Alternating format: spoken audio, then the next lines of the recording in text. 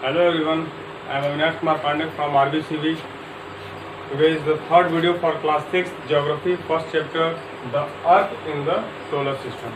इसके पहले हम लोगों ने बहुत सारी चीज़ों पर बात किया the earth in the solar system में कि प्लैनेट्स के कितने प्लैनेट्स होते हैं या फिर सन क्या है। ठीक है, आज हम बात करेंगे अर्थ इन द सोलर सिस्टम में इसके आगे पॉइंट्स को। ठीक है, तो हमारा फर्स्ट पॉइंट आता है Mercury is the nearest to the sun. Nearest की अगर बात किया जाए तो मरकरी जो है कि सन के सबसे नजदीक प्लेनेट माना जाता है and it takes only about 88 days to complete around along it orbit. और इसको अपने ऑर्बिट में एक चक्कर लगाने में, एक बार स्पाइन करने में इसको ओनली 88 डेज लगते हैं। जैसा कि आप लोग जानते हैं कि हमारी अर्थ जो है वो 365 और 366 डेज लेती है एक चक्कर लगाने में। ठीक है, Venus is the considered as Earth's twin because its size and shape are very much similar to that of the Earth. जो Venus होता है वो अर्थ की जुड़वा कहलाती है। क्यों? क्योंकि उसका साइज और शेप बिल्कुल पृथ्वी की जैसे, अर्थ के जैसे सिमिलर होती है। ठीक है, the earth is the third nearest planet to the sun in size. It is the fifth largest planet.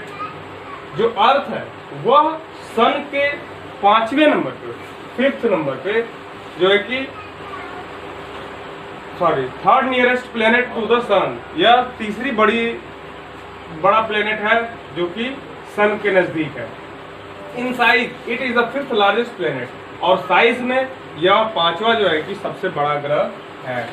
It is slightly flattened at the poles. जैसे कि आप लोग जानते हैं कि जो हमारे अर्थ है उसके 2 पोल्स हैं, एक है नॉर्थ पोल और एक है साउथ पोल। ठीक है, तो यह अपने पोल्स की तरफ झुकी हुई है। That is why its shape is described as the geoid, जिसको कि हम जियोइड के आकार का हम इसको मानते हैं। Conditions favourable of support of life of probably form only on the earth. और अगर लाइफ की बात की जाए तो लाइफ के लिए जो है कि जो सपोर्टेड उसके ऑर्गेनिज्म है वो सिर्फ अर्थ पे ही पाए जाते हैं। जो लाइफ को सपोर्ट करते हैं, फेवरेबल होते हैं जो लाइफ के लिए, वो सिर्फ अर्थ पे ही पाए जाते हैं, जिसके वजह से पृथ्वी पर ही जीवन ज्यादा पाया जाता है। And the earth is neither too hot not too cold. और पृथ्वी जो है न ज्यादा ठंडी है और न ज्यादा गर्मी है। ठीक है, it has water and air. और इसमें पृथ्वी में वाटर भी है और एयर भी है।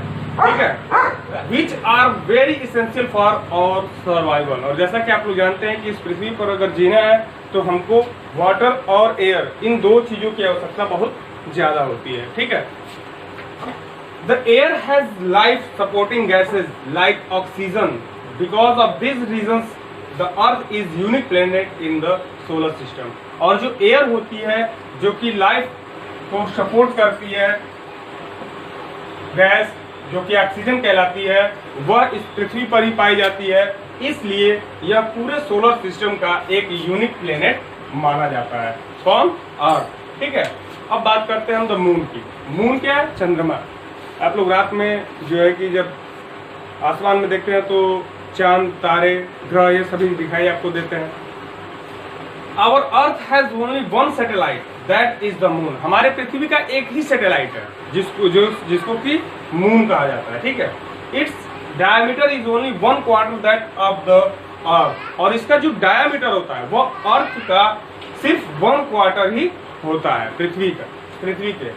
It appear so big because it is nearer to our planets than other celestial bodies.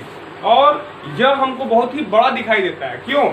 इसका रीजन ये है कि वह हमारे पृथ्वी के बहुत ही नजदीक है और जो स्टार्स हैं या फिर अदर प्लेनेट्स हैं वो छोटे दिखाई देते हैं। जैसा कि हम लोगों ने इसके पहले भी चर्चा किया हुआ है कि ये सभी चीजें जो स्टार्स हैं या फिर जो प्लेनेट्स हैं वो हमसे बहुत ज्यादा दूर होने की वजह से उनका साइज हमको बहुत ही छोटा दिखाई देता है। लेकिन जो मून है वह हमको ज्यादा बड़ा दिखाई देता है। क्यों? क्योंकि वो हमसे बहुत ही नियरेस्ट है। It is about 3,84,400 kilometre away from us. वह हमसे सिर्फ 3,84,400 किलोमीटर ही हमसे दूर है। ठीक है। The moon moves around the earth in about 27 days, और जो मून है वह 27 डेज में अर्थ का जो है कि एक परिक्रमा, एक उसका चक्कर पूरा कर लेता है, ठीक है।